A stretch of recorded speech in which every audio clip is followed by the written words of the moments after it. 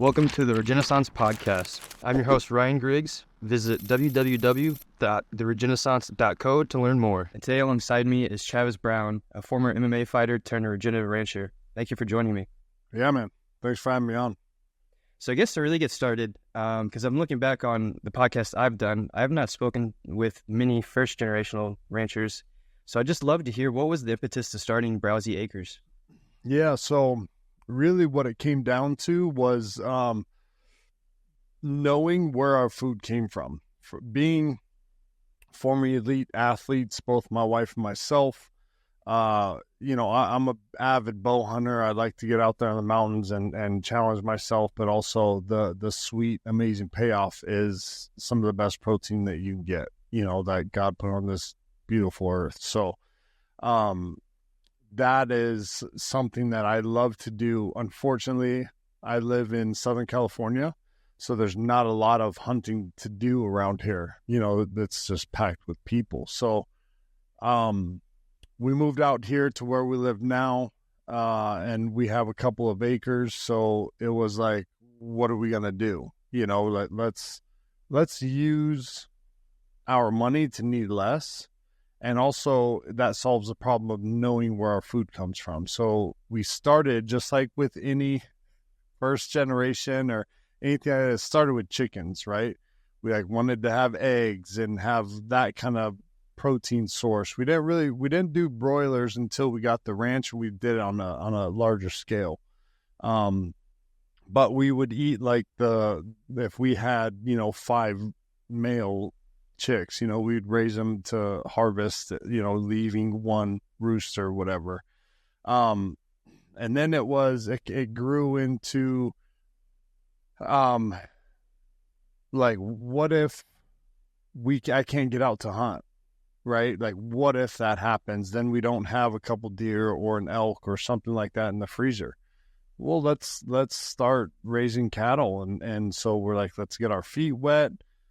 I did an incredible amount of research, all the online research, right? And asking people what they thought, asking actually chefs what they thought and of what beef and a lot of people in general and online and in person were just like, Wagyu's the best. You can't go wrong with it. And if you're going to do it on this small of a scale, see if somebody will sell you one calf. And took about 4 months or so in order for me to get my hands on one, and we raised him out. He was about 33 months at the time of harvest. We had him for about I would say 14 months, and he came from who is now our partner. So he had gone through with me, and he helped me set up the feeding regimen for him and all that kind of stuff, and we raised them here, and my wife and I was so emotional that day, but we harvested them. And for me, I wanted to take emotional responsibility, right? Instead of having a stranger pull up in his big box truck, pulling him off, singling him off from the other animals. And he's like, what's going on? This, that, and the other. And then, just having that stress, and stress hormones is a real thing. If you've ever raised an animal, getting them ready for harvest, the stress hormones are real, and it can really change the meat. So what we did is, here at the ranch, I just pulled them out to this nice open area. And for a week before, I would feed them in the same area where I knew I was going to harvest them. And that day I put his feed bowl down and his feed dish, with hay and grain and stuff like that. And just went ahead and took care of business. And it was just another day for him until it wasn't, and it was the most stress-free, emotional on my side. It would have been so much easier to just be like, yeah, you go take care of him in the back. You know what I mean? And all that stuff. And I feel like we owe it to animals to do more for them, especially with their sacrifice of feeding our family and giving us the amazing nutrition that they do. So I took it on myself and I did that.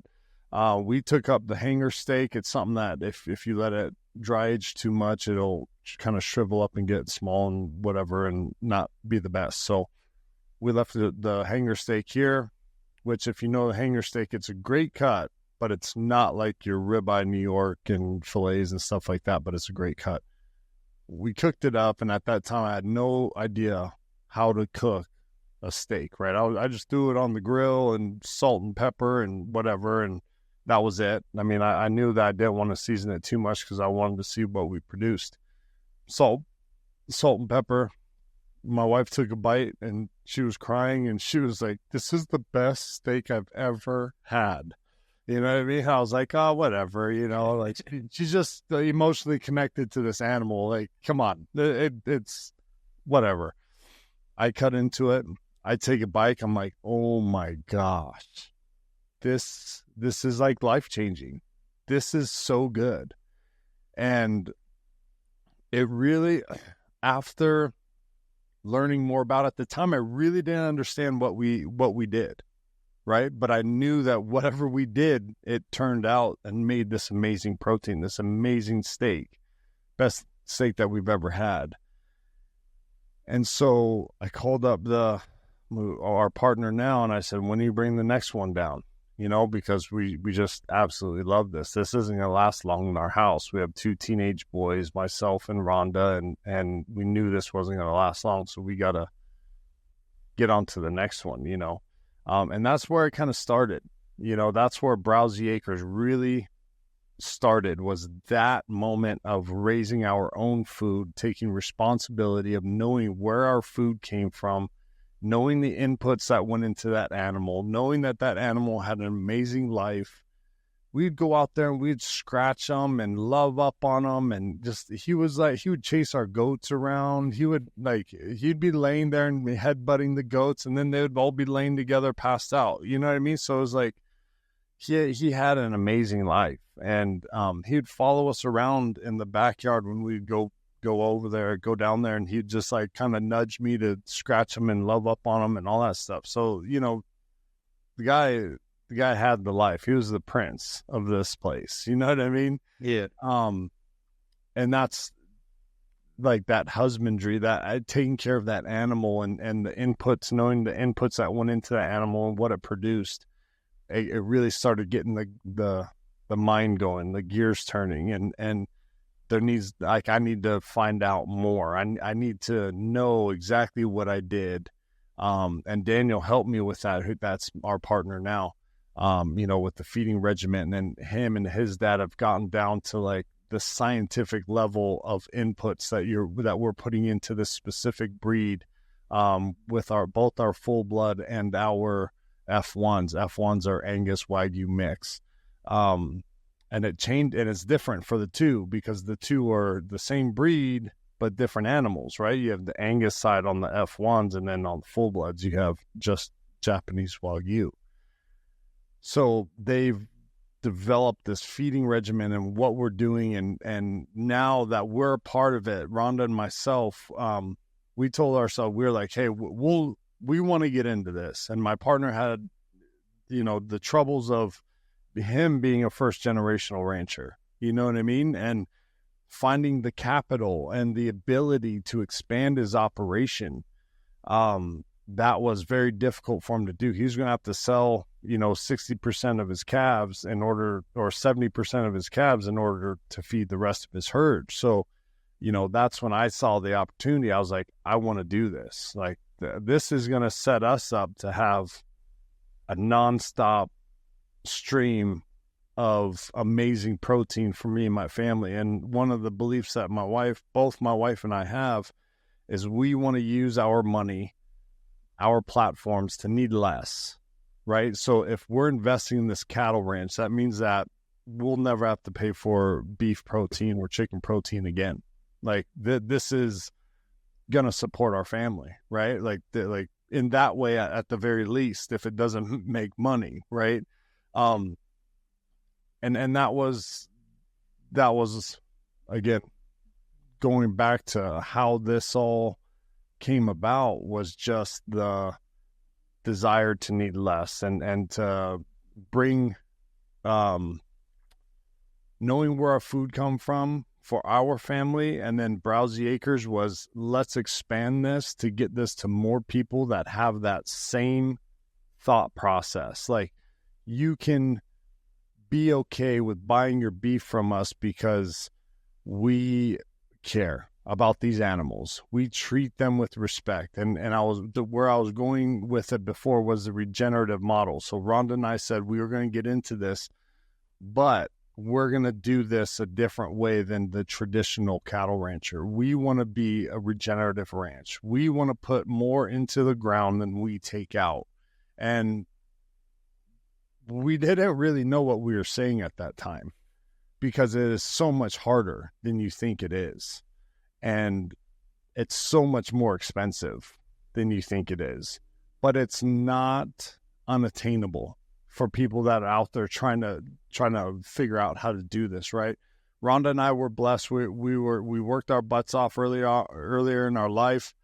We were able to earn quite a bit of money, so we were able to put this at scale fairly quickly, where I think, like with people that don't have that same opportunity, if you just start smaller, right? You just start smaller and then you grow it. And by the time, you are ready to be a full-time cattle rancher, that's when your kids can take over and do that kind of stuff. And there's absolutely nothing wrong with that. And I actually applaud that. But we wanted to do this in the regenerative way and give back to the land that we take stewardship of, that we take ownership of. And feeding, like everything from feeding the microbiome of the soil and all the different animals. Like here we have a little like test pasture that I've done here, and you walk the fence line and we have like 3 more inches of soil than our neighbors. When it rains here, our horse pens and everything are littered with earthworms, because they're all coming out of the ground, right? Yeah. There's like flocks of these little tiny birds. You can see them in the summertime when the sun's setting, running through and snatching up all the insects that are now a part of this little ecosystem that we've created. And it's like there's so much more life. Excuse me. There's so much more life here. There's more, say, rabbits and ground squirrels, and there we have like I think it's called a Cooper's hawk that hangs out here because this is like his hunting ground. You know what I mean? So it's like seeing all these animals just all of a sudden show up. It's real, like it works. You know what I mean? And that's the amazing thing. And I haven't had to do anything. Like we set up water catchment, right? And that's the thing, is there's the infrastructure side, the water catchment, getting water to the thing, and having it not cost us $1,000 a month, right? I put in 25,000 gallons of water catchment here. And then feeding, getting the sprinklers set up and all that kind of stuff. And then, we get it's only maybe like an acre or something like that, but it's like we parcel that off by electric fence, and have the cows come in and eat it down, and then move them the next day, and move them the next day, and move them the next day, until they've gone through the whole acre, and then I pull them off of it, right? Because that's the biggest part, or a huge part that people don't do, is they don't let it recover. And so this is like my little test pasture here, and it's been amazing to see, and the animals absolutely love going on it when they get the chance. So I mean, I can keep going on forever, about what got us into it, and I don't want to just like take up 15 minutes of time going on a spiel, but no, that's great, man. It's turned into a passion of mine. It was like, I want to go and do some cowboying and stuff like that too. Man, I want to learn about dirt. I want I want to learn why should we move our cattle in the afternoon instead of in the mornings, right? And people don't think about that. They look at grass and they're like, it's just grass. But no, the sugars in that grass go from the roots all the way up to the top of the leaf, the most by the afternoon. So if you want your cattle to get the most out of that grass, you move them in the afternoons. You know what I mean? So there's little things like that where it's like, wow. And then you start to see the difference in your land and what that's able to produce for your animals. And then it starts becoming like real. And then you start listening. Now I can understand like a Will Harris and a Joel Salatin and these like kind of like they're like crazy about it, right? They're nuts, but for a reason, because it actually works. Like if you put this regenerative system and practices in place, it'll pay off. So this was all incredible. Before talking with the regenerative aspects of everything, I mean, I heavily relate to everything you just mentioned, especially I remember whenever I was on the farm seeing earthworms and thinking about that as a kid. You used to just think they're so nasty, but that's actually a great indicator of your soil health. And then on top of, we would also rotate our cows in the afternoon. So that's really interesting.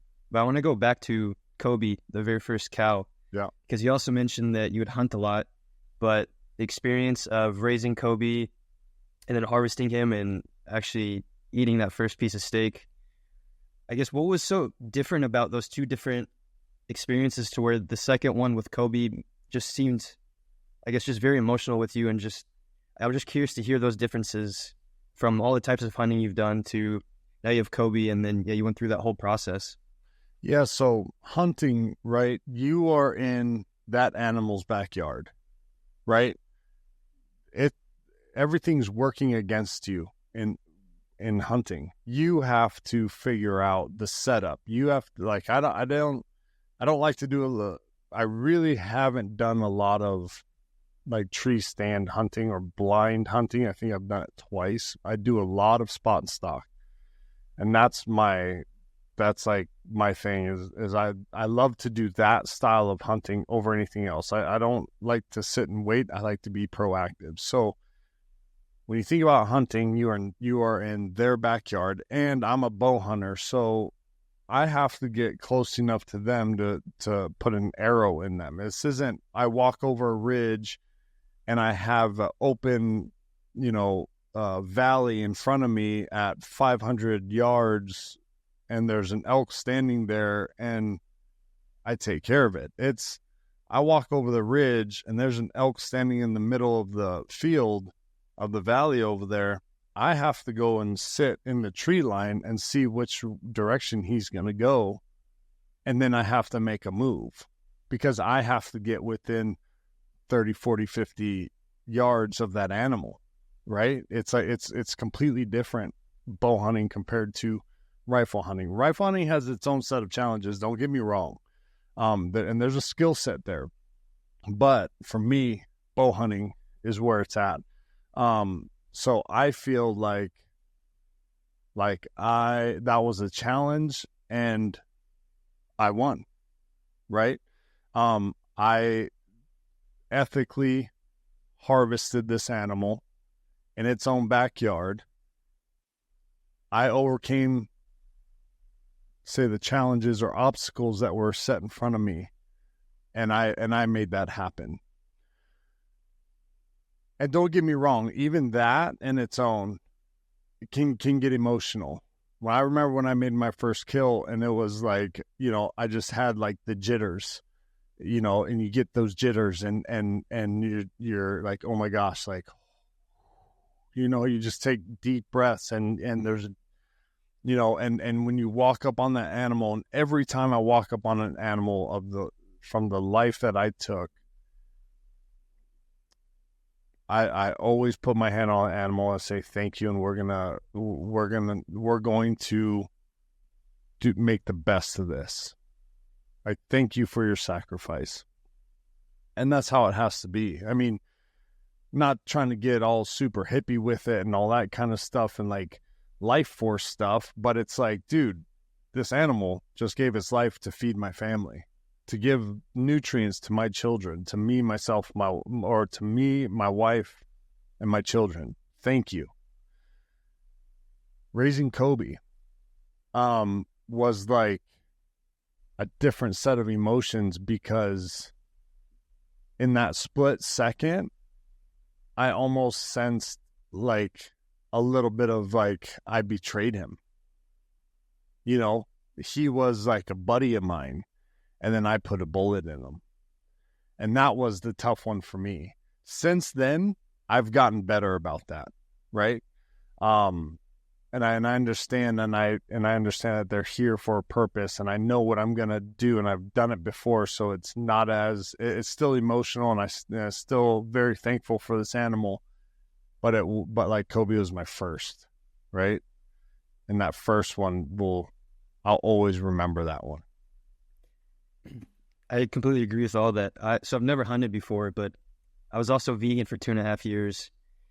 And then coming back, and then a year later, I switched into agriculture, and I remember harvesting rabbits and then chickens, and then just so on and so forth. It made me start really thinking about just all those experiences and talking with other farmers and ranchers and how much they truly care about the animals that they care for. And same for yourself, as you've been talking this whole time. It's very evident how much you care for that. And that was just one big, I guess, monumental shift for me, was just the care for the animals. But then once you actually harvest, like you were saying, it's there for that purpose, and you gave them the respect it deserves, and now it's replenishing your body and your soul in a healthy way. And that's also why I try to, with Regenaissance, try to preach developing relationships with farmers and ranchers and having these conversations. So Force of Nature is a really large bison company, and their main farm is right outside of Austin, and that's where I'm at. I haven't been able to go yet, but they do their own bison harvests, and just a lot of things like that is just really cool, because it's very surreal seeing it in person, as you know yourself, but it just adds, I can't put into words, it just makes you feel so much more connected to this world, and then also just to yourself, because it's the food that you're putting into your body so you can thrive and survive as a human. So yeah, it's just really fascinating with that. Yeah, and I've actually said it before, and what people don't realize, and this isn't in any dark, twisted way, but in order for you to live, something has to die, right? Like, when you get down to it, and it's kind of, people don't really think of it like that. They're like, oh, well, you know, and they kind of try to soften it up. But in nature, for something to live, it usually eats something else, right? Like, even like herbivores, I get it, but they're put on this earth to be a prey animal, right? For the predators, and there's a life cycle, and you know, that's something that we've gotten out of, and that's why we wanted to do the regenerative style of ranching by mimicking Mother Nature, you know, by putting the cows on a smaller paddock and then moving them every day. It's like mob grazing. It's like the big bison. It's like the big herds of bison in the plains moving because they're getting chased by wolves. They would stop and eat, and then predators would come along, either, you know, wolves or coyotes or people or whatever, and wouldn't push them on to the next one so they wouldn't overgraze it. You know what I mean? And so it's getting back to that natural cycle of things, I believe is really what we need to get back to. And that's how this planet came to be, right? And we need to get back to that. Agreed. So transitioning to the regenerative piece, how did you first hear about regenerative agriculture? Because did you start Browsey Acres, was it around 2017, 2018? Yeah, so we actually started Browsey Acres here in Southern California. We just started, like I was saying, with chickens and a garden, and we would like kind of cycle through that. Whatever we'd pull from our garden, we wouldn't eat, or our chickens would get it, and then we'd get the eggs and the meat from the chickens, and then we got into cattle and, you know, and all that kind of stuff. So, yeah, 2017 is when that happened. And then the ranch really came about in 2020. Because I know I've heard on a previous podcast that you had Joel Salatin. Did he help out? So I'm just curious to hear just the process of starting this, because especially back in that time, 2022, that's still well before, I don't know, the last couple of years I've noticed on social media that's really picked up for regenerative agriculture. So yeah, I'm just curious, whenever you decided you wanted to do this and had Joel Salatin and others to help out, What was that process like? Oh, I'm sorry. I actually had them we had them out in 2021. The ranch started in 2020. I see. But in 2021, when we or the partnership, the business started in 2020. I'm sorry, I'm getting a little confused. But in 2021, we bought the ranch. And that closed, I would say, in like June of 2021. In August of 2021, we had Joel Saladin out. My wife was still pregnant and all that kind of stuff. So yeah, we had him out. And the reason that all came about was he is like the godfather of regenerative practices, regenerative farming, with multi-species on the same ranch, growing crop. Like when he came down, he was like, there's so much potential for this place. I don't even know where to get started. He's like, you guys could put citrus orchard right there and it won't freeze because when the wind comes over, we have like 4 ponds on the property. And he said, as the breeze comes, it won't freeze the trees because it'll have to go over the water first and all this kind of stuff. And I was like, holy moly, this guy, like, there's just a wealth of information. We drove through our pastures and we went through about how to set up irrigation for our property and how to use the surface water and the ponds and everything that's already existing now to irrigate that land, and then how to implement chickens and the numbers of cattle and chickens that we should try to aim for based off of our property. And he was actually apologetic. At the end, he was like, I feel like I'm setting you up to spend a lot of money right now. And I said, buddy, this is what we're going to do. You know what I mean? Like, this is what we want to do. And so it was like tearing down all the fences inside the ranch, rebuilding those paddocks and how we're going to rotate them and the way that we rotate them through. And now I'm going to a soil health academy. Have you heard of them? The understandingag.com and stuff like that.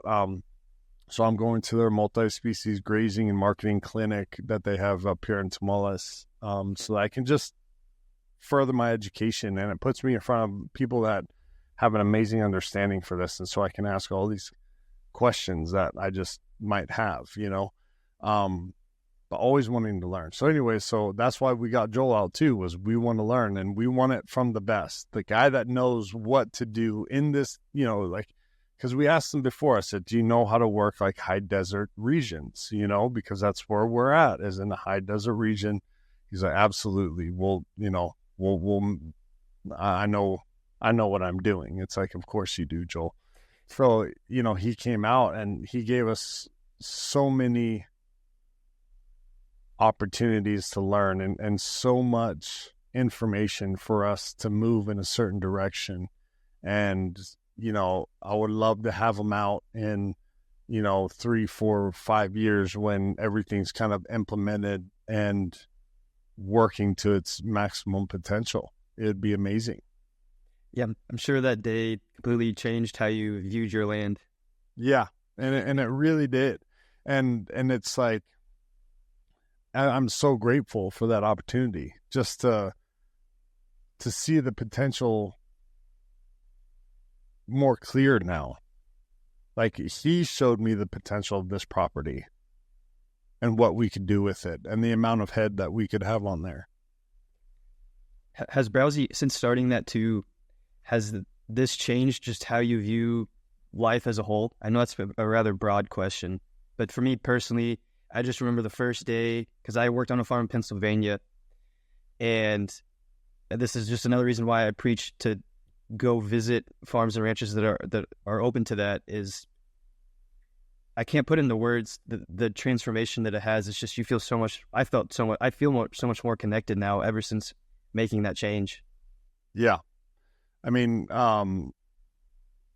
the sense of responsibility in my mind has tremendously increased. I know the work that it takes to get because our operation is basically like 4 different operations in one. We do everything from conception to consumption.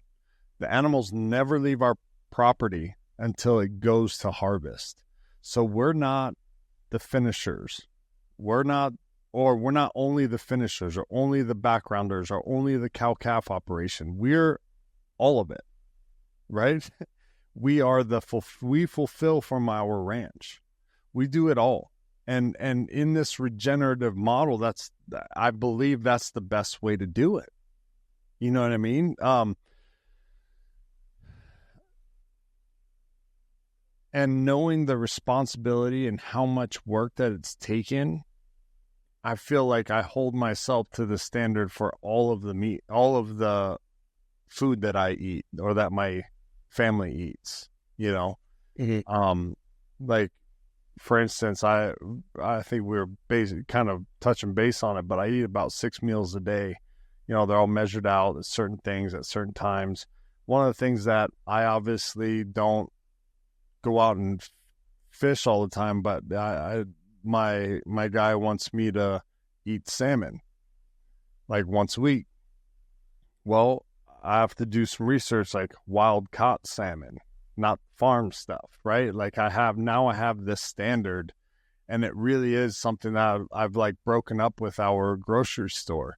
And I think more people need to do that. And you touch base on it where it's support your local ranchers and your farmers. Get to know them. Know where that food is coming from and the practices that they implement. All of that is so important for your health. You know, I'm not trying to get all conspiracy theory, but it's starting to become science where it's like 90% of the food in grocery stores didn't exist 100 years ago, and 90% of the diseases didn't exist 100 years that exist today didn't exist 100 years ago.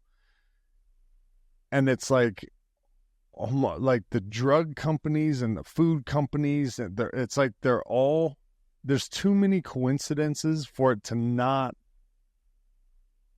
them to not be in bed together. Hey guys, we're going to make them sick. We're going to sell them the poison so you can sell them the antidote.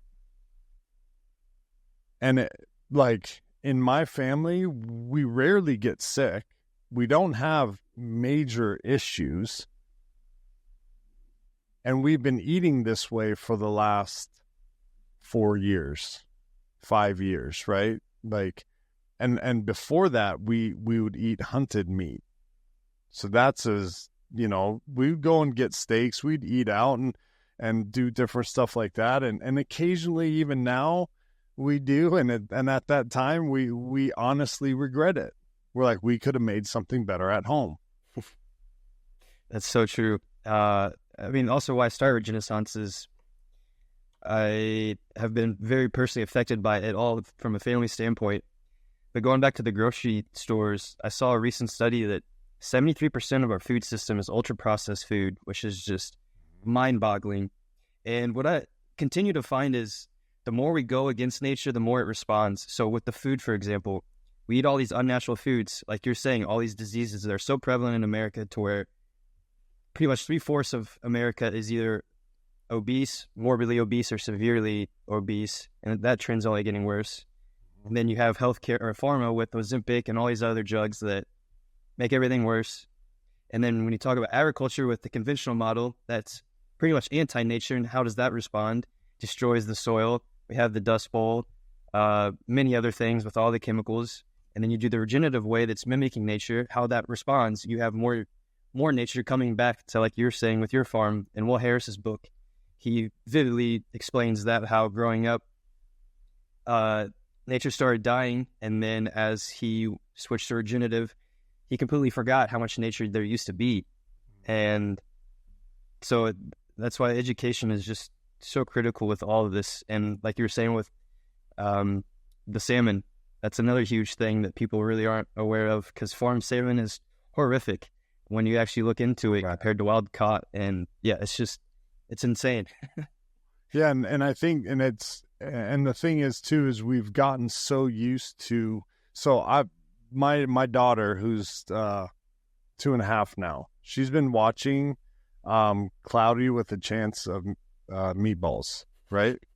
And that's what I feel like our food has gotten to. Everything keeps getting bigger and brighter, and you need more inputs for this. And it's crazy how that is cheaper than getting something that's a little more like single ingredient, like farmed salmon, for instance. How is that cheaper when you think about them having to build all the infrastructure to raise that animal, and then to get it to the plate so that people want to eat it, they have to dye it. You know what I mean? And then there's worms in there and all that kind of stuff. And then they're this big. And I have a bunch of wild salmon in the freezer and it's this big. You know what I mean? Like, people are getting used to these Big Mac sized portions of meat, and that's not normal. Like, for instance, I would say that one of the biggest comments on our chicken is that it's not as big as grocery store chicken. And I'm like, you're right. That's why we sell it by the pound, though, right? We don't sell it by the piece, because you might get one thigh from the grocery store that's a pound, but you're going to get about 3 or 4 from us that's a pound. You know what I mean? That not a pound each, but combined. Yeah. Because their thighs are this big, our thighs are this big. But the nutritional value of our thighs, you could eat one of our thighs, which is this big, and eat their whole thigh, which is this big, and have way more nutrients in that one thigh than they would in theirs. So for the listeners that might not realize why, can you explain? So there's it's how they're raised. It's what they're fed, right? And the absence of hormones and steroids and antibiotics, because that kills all the micronutrients in that animal. When you combine all those three, and not factory farm, the commercially raised animals like chicken and pigs, and when they raise cattle that way, if you've noticed, if you are the kind of person that goes to a restaurant and orders a steak plain, I can almost guarantee you that you could drive 5 minutes down the road to another restaurant that sells, like, say you order a New York steak from here, not my company, but from restaurant A, and you drive down 5 minutes to restaurant B, and you order a New York with no seasoning, they're pretty much going to taste the same, because they were all raised the same, fed empty calories, just fed to get fat. They were harvested way too early. Their saturated fatty acids are off the charts. When you have a diverse diet, a more natural diet, like, for instance, our chickens, we do corn and soy free, right? So there's other things in there, and it's a diverse blend of grain that we feed them. Plus, they are on pasture every day, move to new pasture every day. So they get the nutrients from the grass. They get the nutrients and all the minerals, vitamins and minerals from the dirt that they're scratching in, from the bugs that they're eating, from the sunlight that they're getting, plus the grain that we're feeding them. That is what creates the nutrient-dense food that you then ingest. People say that we are what we eat, but we are what we eat eats. You see what I mean? So Absolutely. What we feed the animal that we eat, or the plant that we eat, is what gets put into our body. So that's something that, for me, has, and learning that process and caring about it has made me way more vigilant in what we sell people.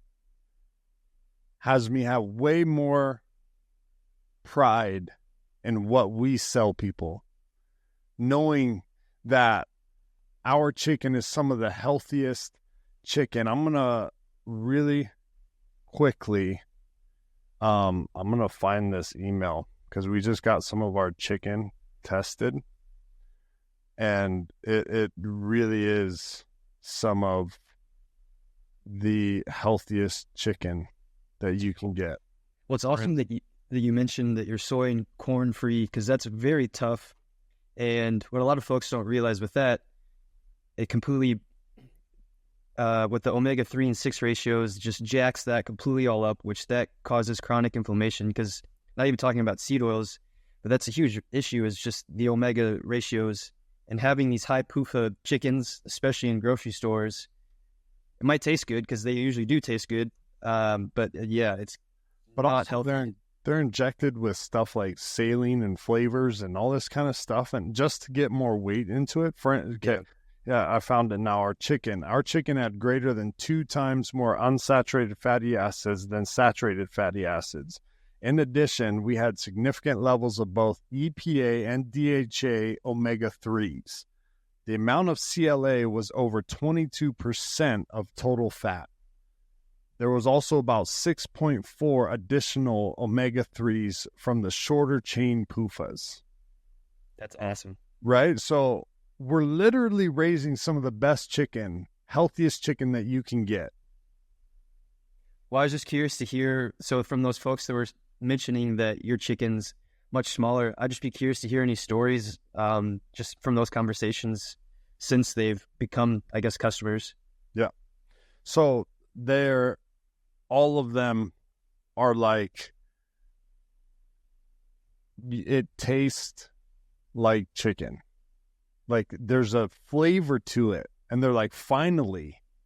Like when you take a bite of it, it actually tastes like something. It doesn't taste like maybe the marinade or the this or the that that you want to throw it in. When they take a bite of the skin, they're like, it's like when they cook it, grill it or something like that, they're like, it crispy like a potato chip. It's thin. It's not super thick and chewy and like gross. It's like, yeah. And that's what they love about it, is that they know that it's clean. They know that it doesn't have steroids in it, doesn't have hormones in it. It wasn't fed soy and corn and all this other stuff that's confusing our bodies. I mean, with everything going on in the world, the last thing we need is extra hormones, more hormones that we put into our body. We need to get all that stuff out. We need to go back to a good baseline, eating whole foods, sourcing your protein, like you've brought up multiple times. Know your rancher, know local. And if you can't find that, there's places that you can go, right? Browsey Acres is one of them. I know I'm the owner, but it's like, that's our goal. That's our mission, is that you can feel good about buying from us, because we take on that extra workload to make sure that these animals are treated correctly and fed the correct kind of foods so that it benefits you the most. Do you remember the very first customer you had? I was just curious, especially because even as you were talking about the process of Kobe, it's even a different experience too, going through that whole process and then having that customer and then developing that relationship. So I'd just be curious to hear that. So we had customers before we even had customers, and the way that worked was, I like to be a neighbor to my people, to the people close to me, right? And we just had this amazing harvest, and I wanted to share it with people.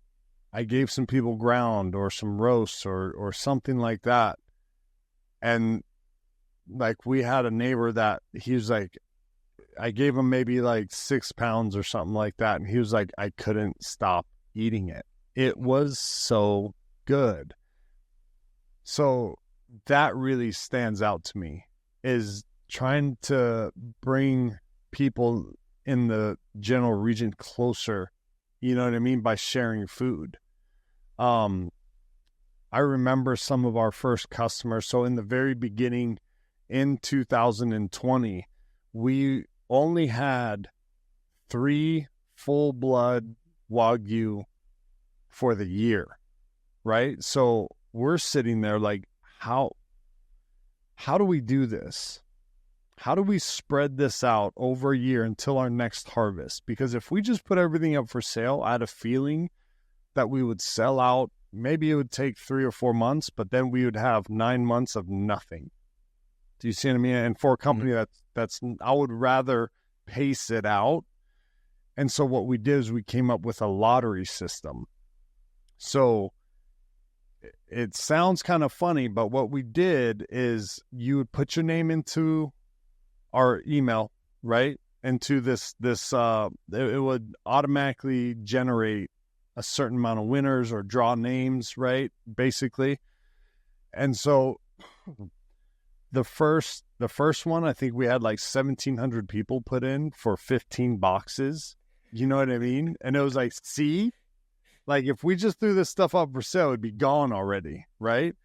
And so we had 15 quote unquote winners. Well, that was an interesting conversation because people weren't understanding what it was. They some of them thought we were just giving stuff away, and it was like, no, this is so that we can, like, as a company, we need to be able to spread this out.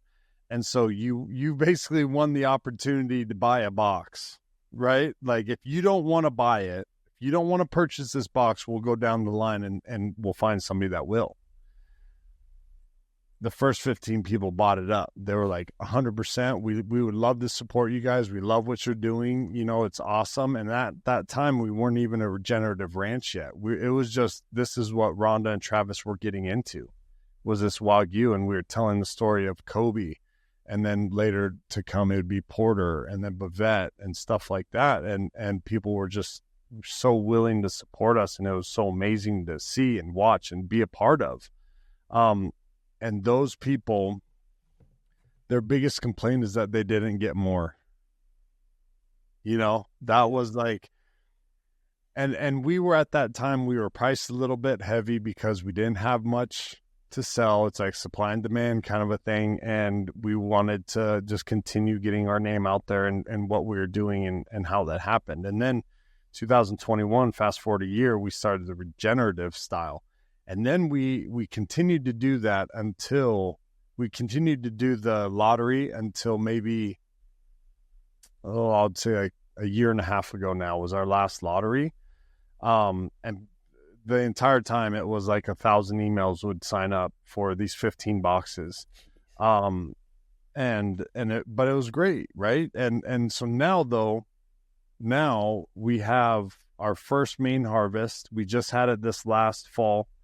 Our freezers are full of protein and we're ready to ship nationwide. So I know we were kind of talking about like getting to know your local farmers and stuff like that, but this is the journey that we had to take in order to get here, to be able to serve more people with this amazing protein.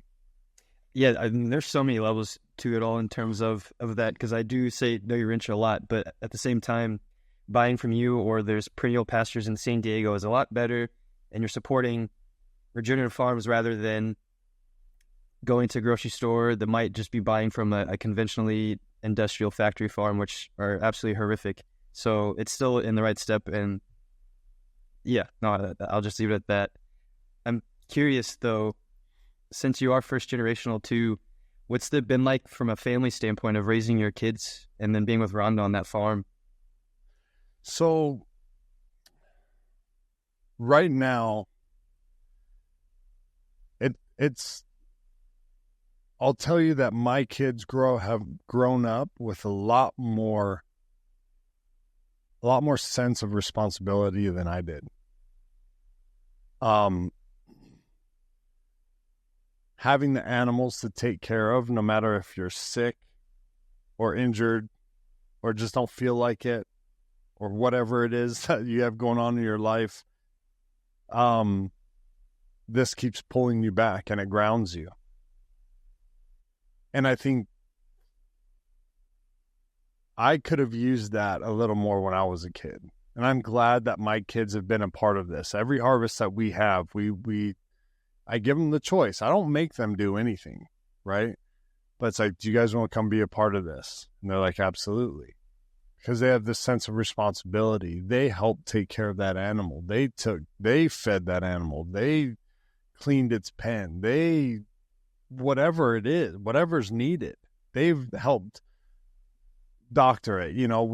We for our bull calves that we breed here, because we have a mama cow here that we breed whenever she's ready, and the last two she's had bull calves, so we castrate them here. My boys are there with me, so it's been they're a part of that, and so then when they get to eat that meat, it's like there's a sense of responsibility, of ownership, of pride for them.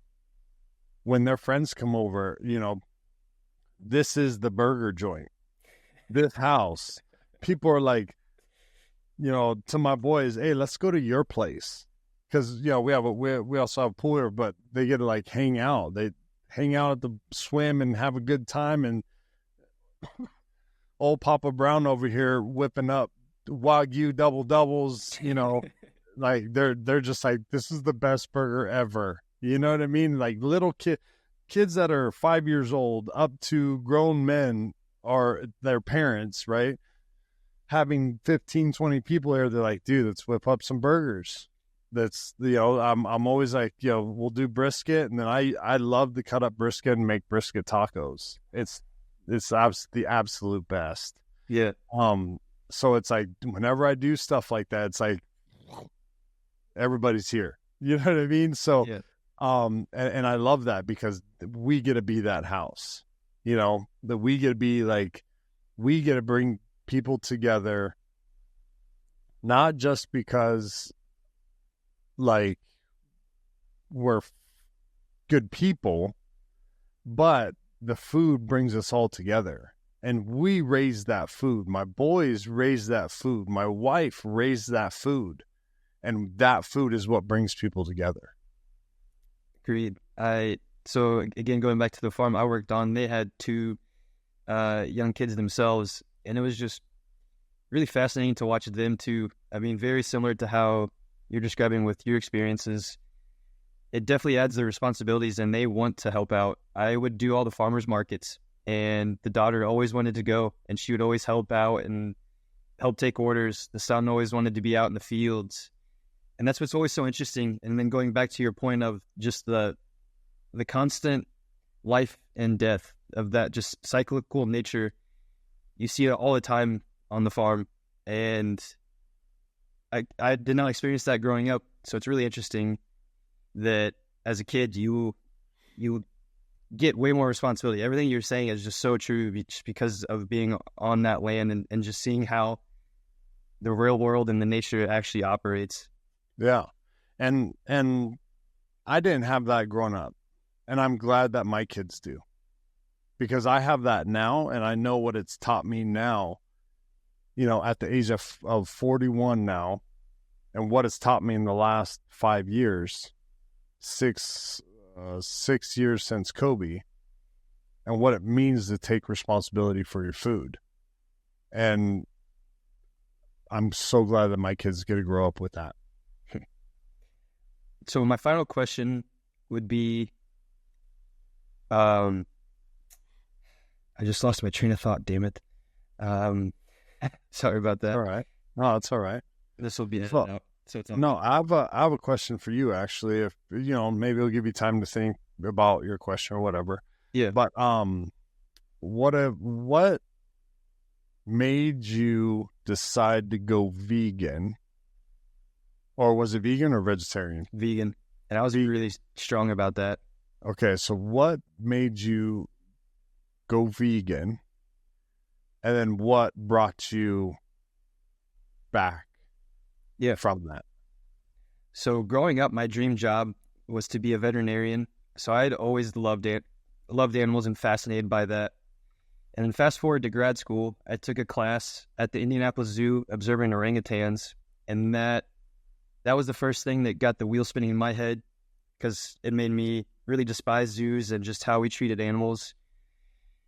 And then fast forward more years, I started thinking about industrial factory farming. I had never watched any YouTube or any of the documentaries that people talk about.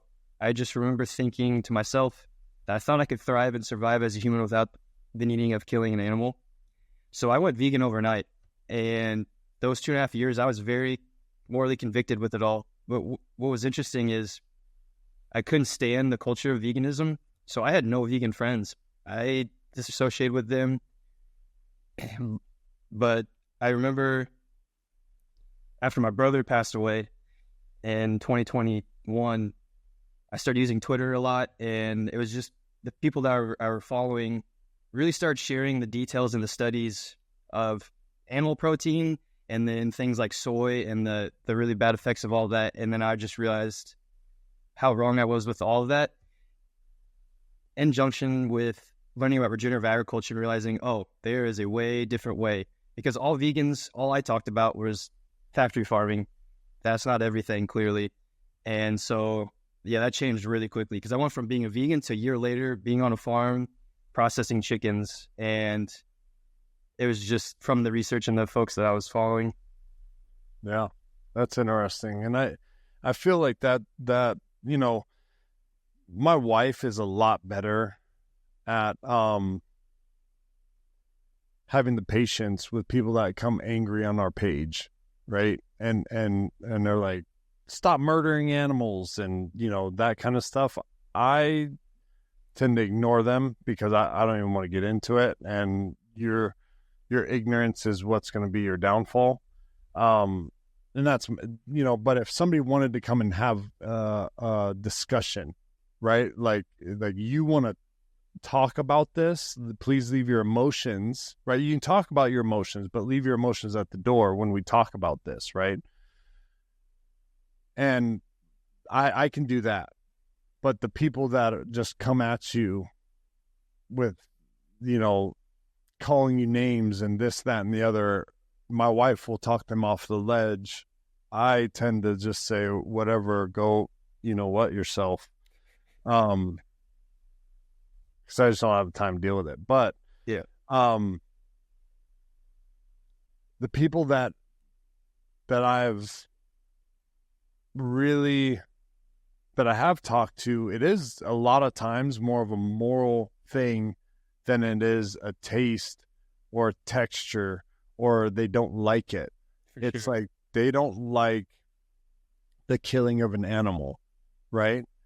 And what I've really learned is that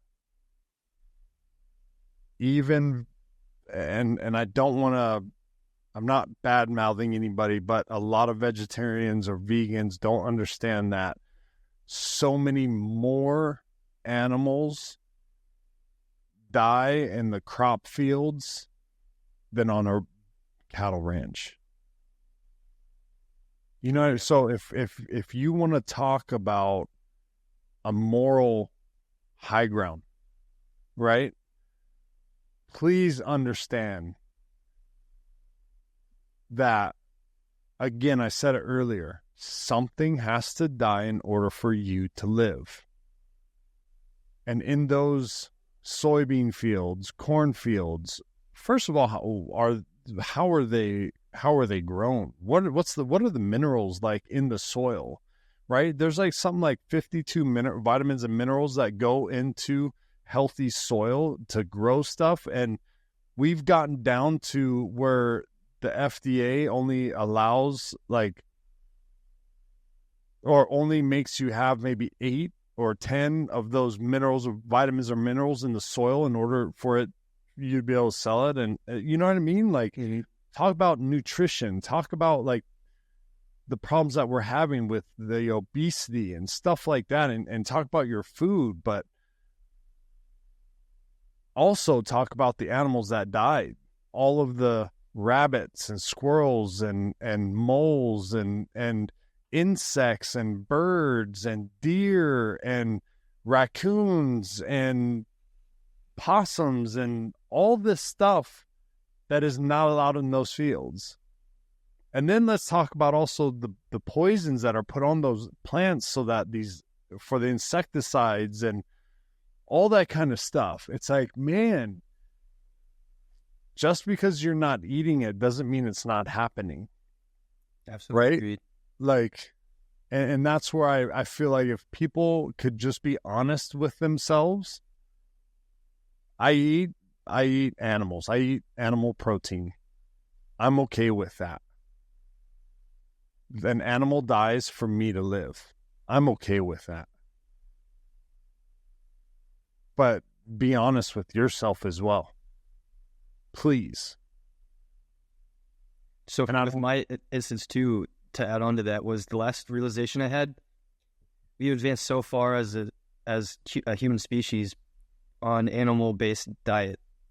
No vegan diet ever has advanced us this far. And that single thing for me was being honest with myself there. It's just like, oh, yeah, there's a reason for that. Definitely. Yeah.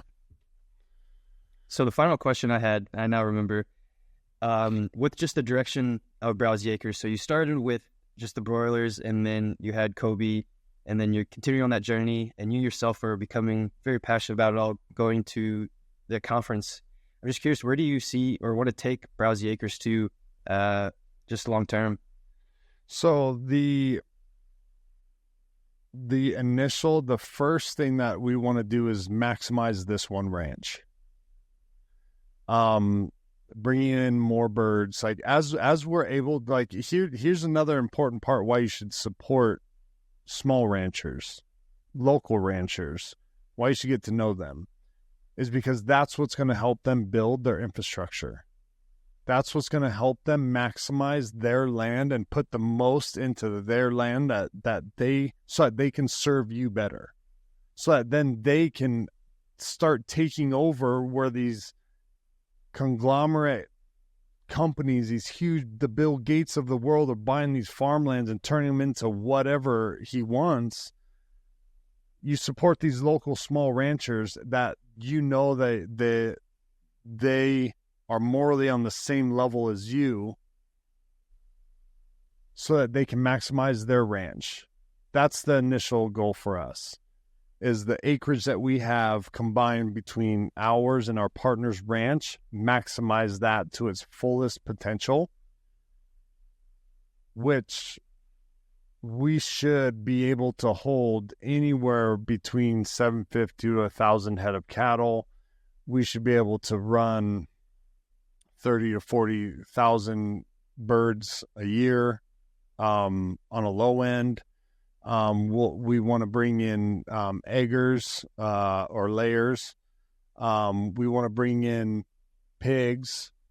Those two we have not incorporated yet because we've invested into the cows, into the cattle, and then also into the broilers. And so as soon as that starts bringing our return and we can reinvest that money into bringing layers and pork into the ecosystem, but maximizing our land first. And then after that, what we want to do is we have a plan. My wife and I have a plan to move back to Hawaii. That's where I'm from. I want to replicate this in Hawaii. I want to feed Hawaiians the healthiest kind of beef, chicken, pork that they can get. That's and then expand that into other states. I think,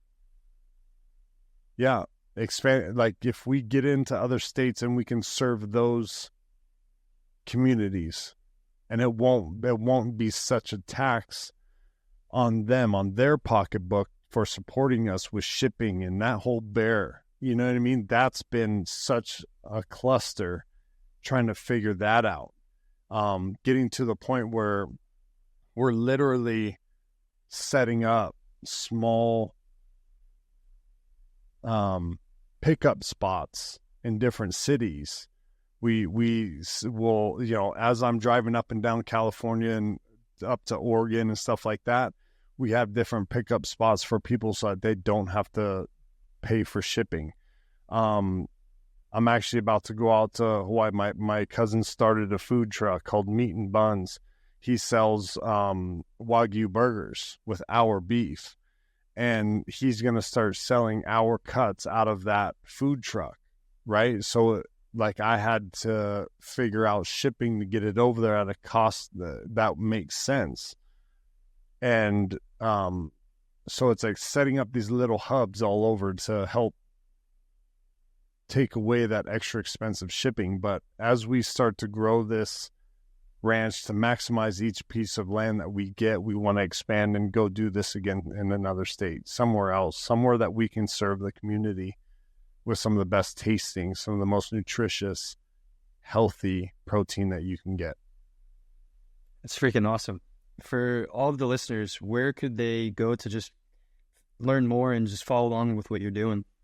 Yeah, so we're on all social media platforms, Browsey Acres, Browsey Acres. You can go to our website for any and all of our products, browseyacres.com. Again, BROWSEY acres.com. We ship to all 50 states, and we are working on getting that shipping down for you guys, I promise. This is something that we are incredibly passionate about, and we want to feed people. We want to share the experience that we had with anybody else that wants to join in. Awesome. Well, thank you for joining, Travis. Yeah. Thanks, my man. Appreciate it. Visit www.theregenaissance.co to learn more.